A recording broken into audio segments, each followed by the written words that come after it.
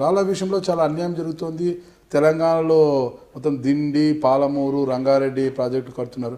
ఆ విషయంలో జరిగిన ఉమాభారతి దగ్గర జరిగిన చంద్రబాబు నాయుడు గారు, కేసీఆర్ గారు ఇద్దరు కూర్చొని చేసిన సమావేశంలో చంద్రబాబు నాయుడు గారు దాని విషయంలో పెద్దగా మాట్లాడలేకపోయారు. ఎందుకు అనుకుంటున్నారు? మాట్లాడితేనే పనులు అండర్ గ్రౌండ్లో ఆయన వర్కౌట్ చేస్తున్నాడు. ఇప్పుడు నేను చెప్పినవన్నీ ప్రాజెక్టులన్నీ కూడా కంప్లీట్గా ఇప్పుడు 790 లెవెల్లో కింద మీరు అన్నట్టు ఇప్పుడు సుంకేశ్ల నుంచి తీసుకుపోయే వాటర్ అంతా కూడా కంప్లీట్గా ఇటు ఛత్రపతి మనం మంత్రాలయం ద్వారా వాటర్ అంతా ఇట్లా తీసుకొని పోతాం.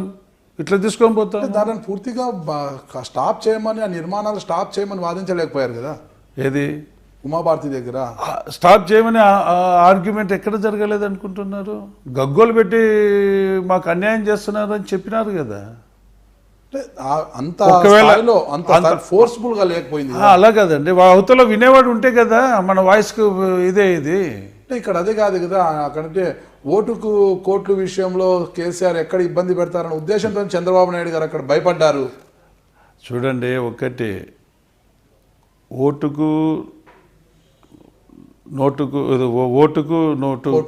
నోటు విషయంలో ఎవరండి మాట్లాడాలి?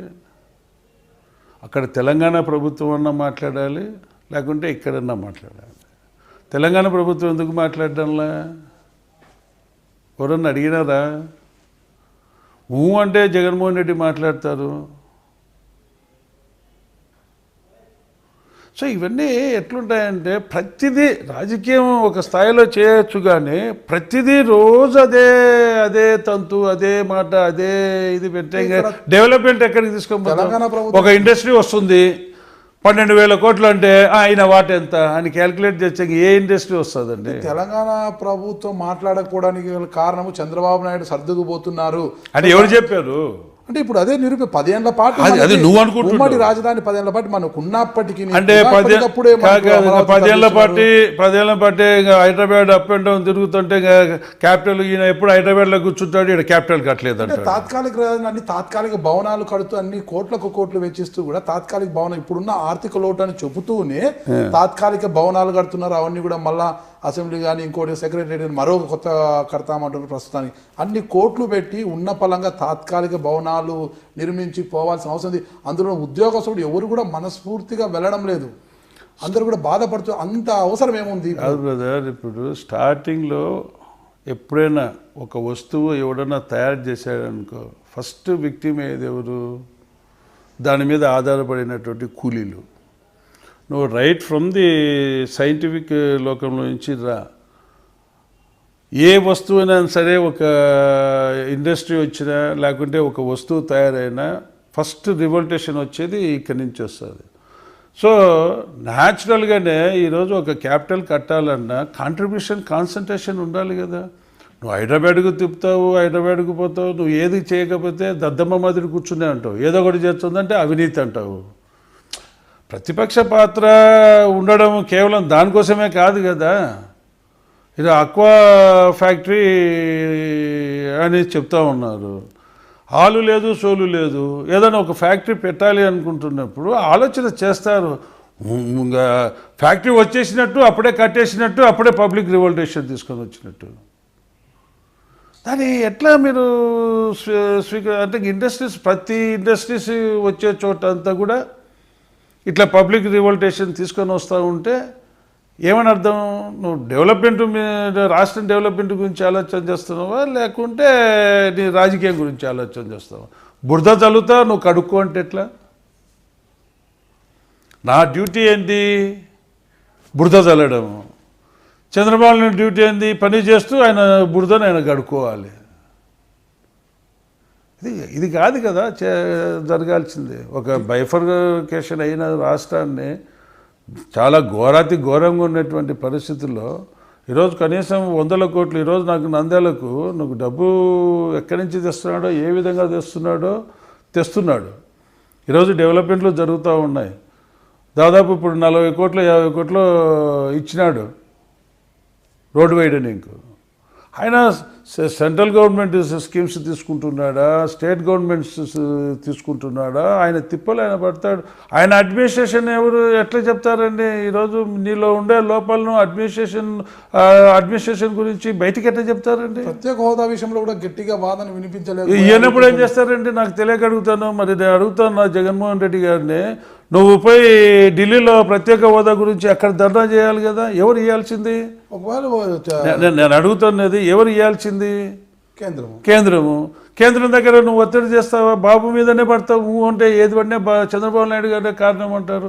జగన్మోహన్ రెడ్డి ఒకసారి ఢిల్లీకి వెళ్ళి కూడా ధర్నా చేయడం జరిగింది. ఎక్కడండి? ఒక పూట ధర్నా చేసి వస్తే అయిపోయిన అపాయింట్మెంట్ తీసుకున్నావా, మాట్లాడినావా, ఒత్తిడి తెచ్చినావా? నువ్వు ఎందుకు ఢిల్లీకి వెళ్ళలేకపోతున్నావు? అంటే నువ్వు అన్నట్టు చంద్రబాబు నాయుడుకు ఓటు కేసులో ఇదేనా ఉన్నప్పుడు నీ కేసుల మీద భారం పడకూడదని కదా ఈరోజు బీజేపీని ఒక మాట కూడా మాట్లాడకుండా, నరేంద్ర మోడీని ఒక మాట మాట్లాడకుండా అని నేనంటే నేను కూడా అనొచ్చు కదా, నాకు కూడా నోరు పెద్దది, నేను కూడా అనొచ్చు. అది కాదు, ప్రయత్నంగా నువ్వు చేయి. ఈరోజు బీజేపీ ఇవ్వాల్సినటువంటి స్పెషల్ స్టేటస్ ఆ రోజు కాస్తో కూస్తో ఢిల్లీలో ఉన్నటువంటి వాళ్ళు కాంగ్రెస్ ఆ రోజు తలుపులు మూసి ఏదైతే స్టేటస్ ఇస్తామని చెప్పినారో ఆ రోజు రూలింగ్ పార్టీలో ఉన్నటువంటి వాళ్ళు ఈరోజు నీ పార్టీలో లేరా? ఉన్నారు కదా, మినిస్టర్స్ ఉన్నారు కదా. బొత్స సత్యనారాయణ గారు మినిస్టర్గా ఉన్నారు కదా, చిరంజీవి గారు సెంట్రల్ మినిస్టర్గా ఉన్నారు కదా, రామచంద్రయ్య, గంటా వీళ్ళందరూ ఉన్నారు. ఆ రోజు ఊరుకోండి, ఈరోజు స్పెషల్ స్టేటస్ ఇవ్వలేదు అని చెప్పి నువ్వు మాట్లాడాల్సింది ఎక్కడ మాట్లాడాలో తెలియదు. అదే ల్యాక్ ఆఫ్ అడ్మినిస్ట్రేషన్ అని చెప్తున్నాను నేను. నీ వాయిస్ ఎక్కడ ఇవ్వాలి?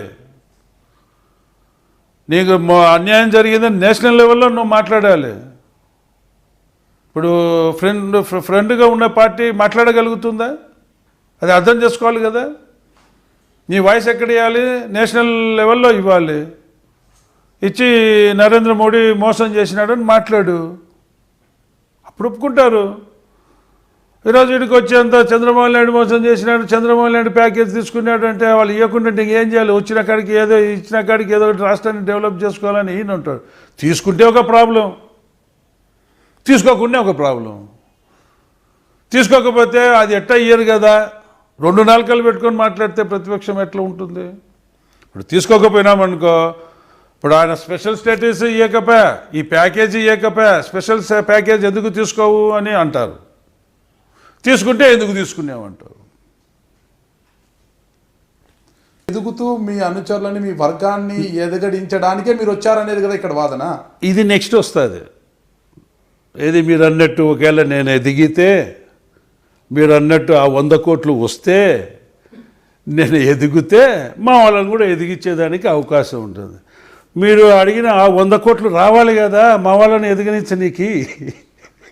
అంటే ఇంతకాలం అంటే మీరు కేవలం మీ అభిమానంతో, అంటే ప్రజల్లో మీకున్న అభిమానంతో గెలిచారు తప్పితే డబ్బేం ఖర్చు పెట్టలేదంటారు ఎన్నికల్లో? ఎవరన్నా చెప్పండి, ఎవరన్నా చెప్పమనండి.